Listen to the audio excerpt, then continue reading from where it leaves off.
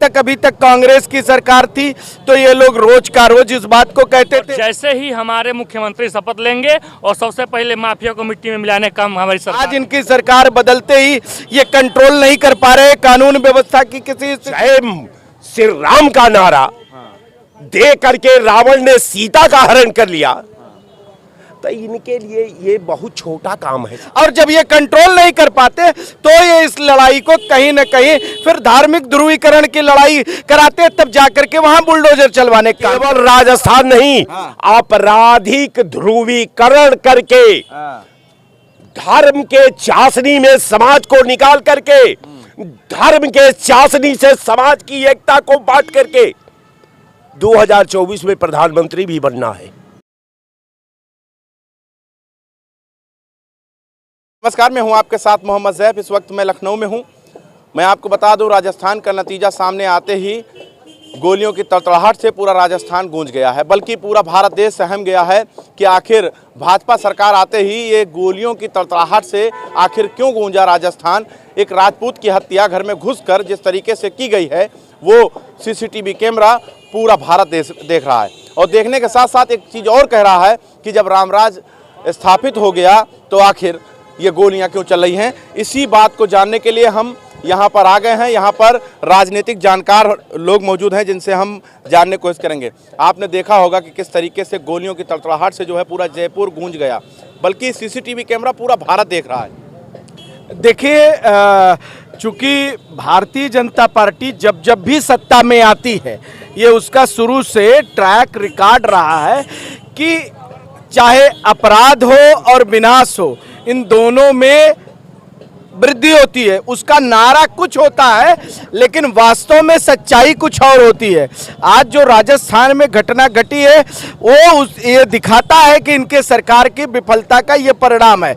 आज तक अभी तक कांग्रेस की सरकार थी तो ये लोग रोज का रोज इस बात को कहते थे। आज इनकी सरकार बदलते ही ये कंट्रोल नहीं कर पा रहे कानून व्यवस्था की किसी स्थिति में। और जब ये कंट्रोल नहीं कर पाते तो ये इस लड़ाई को कहीं न कहीं फिर धार्मिक ध्रुवीकरण की लड़ाई कराते, तब जाकर के वहां बुलडोजर चलवाने का काम करते हैं। वो अगर आज उसके घर पे न वो पर पकड़ा जाएगा न उसके यहाँ बुलडोजर चलेगा। लेकिन ये जो हत्या हुई है इसको आप लोग कैसे देख रहे हैं? वो कांग्रेस पार्टी के पोषित माफिया थे और जैसे ही हमारे मुख्यमंत्री शपथ लेंगे और सबसे पहले माफिया को मिट्टी में मिलाने का काम हमारी सरकार करेगी। भी मिट्टी में मिलाने की बात कर, वहाँ भी मिट्टी मिलाने का काम हमारी भारतीय जनता पार्टी सरकार करेगी और मिट्टी मिलाने का सिलसिला वहां भी जारी, बिल्कुल जारी रहेगा। और हत्या से सुखदेव की हत्या जिस तरीके से हुई आपने देखा होगा कि बताइए, वो कमरे में बैठे हुए थे और शादी के कार्ड के बहाने आए थे और गोलियां इस तरीके से चला रहे थे जैसे लगता है बहुत पुराने माहिर थे वो लोग जो गोली चला रहे थे। देखिए साहब, ये लोग जो है शुद्ध रूप का आपको स्मरण करा दूं कि माता सीता का जब हरण करने की बात आई तो रावण के पास कोई ऐसा तकनीकी नहीं दिखाई दिया होगा उतना बड़ा विद्वान को कि वो किसी भी रूप से सीता का हरण नहीं कर सकता था। उसके दिमाग में आया, चूंकि वो विद्वान था, उसने कहा कि साहब इसमें धर्म की चाशनी ही जो मर्यादा पुरुषोत्तम राम को रोचक है, जो माता सीता को रोचक है, जो ये धर्म चाहता भी है, तो क्यों न इसी अस्त्र का प्रयोग ये सीता पर ही कर लिया जाए। उसने गेरुआ उठाया और उसका धारण कर लिया वस्त्र को और जा करके माता सीता के कुटिया हरण कर लिया सीधे सीधे आ जाइए। एक नारा जय श्री राम का नारा रावण ने अपने मुखार बिंदु से तब उच्चारण किया था जब उसे सीता का हरण करना हुआ। तो अब जब जय श्री राम का नारा दे करके रावण ने सीता का हरण कर लिया, तो इनके लिए ये बहुत छोटा काम है साहब। ये हत्या छोटी बात है एकदम बिल्कुल। हत्या इनका आभूषण है, हत्या इनकी। तो राजस्थान में सिलसिला जारी हो गया क्या? हत्या का सिलसिला जारी हो गया? केवल राजस्थान नहीं, आपराधिक ध्रुवीकरण करके धर्म के चाशनी में समाज को निकाल करके, धर्म के चाशनी से समाज की एकता को बांट करके 2024 में प्रधानमंत्री भी बनना है।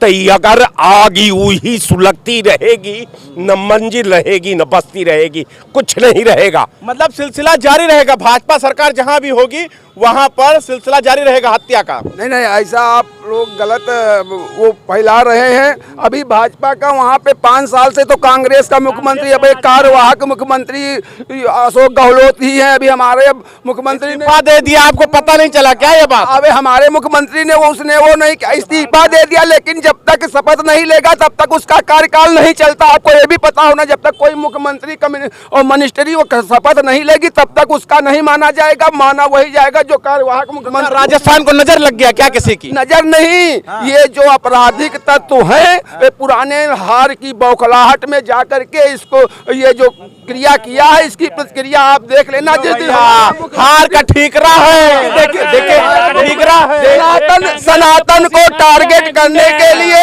हिंदुओं को टारगेट करने के लिए गोली चलवाई गई, मरवाया गया है। आप देख लेना, शपथ लेना। विपक्ष का जिम्मेदार है, विपक्ष 8 दिन बाद देख लेना, वहाँ से एक भी माफिया नहीं रह जाएगा। सबकी यही हालत होगी, जो यहाँ सब पलायन कर जाएंगे, बुलडोजर सबके घर पे चलेगा। इनके बाद देखो, मैं इस पूरे दम्भ को जो कृत्य हुआ है, पहली बात तो उन्होंने गलत आदमी को मारा है, क्योंकि वो ऐसी कौम नहीं कि जो चुप बैठ जाए। राजस्थान में गलत हो गया है। हाँ, जलजला मचा दिया। और मैं एक चीज बता दूं, जैसे क्यों चुनाव जीतने के एक दिन बाद ही हत्या हुई, बिकॉज ऑफ कि जो पार्टी हारी उसकी रंजिश थी कि एक विशेष तबके का, मतलब ठाकुर समाज के लोग ही राजनीति को इधर से उधर पलट रहे हैं। तो इनके सबसे बड़े ही, और वो करणी सेना के अध्यक्ष थे, जो कि इस समय लीडरशिप करती है ठाकुर सुखदेव सिंह।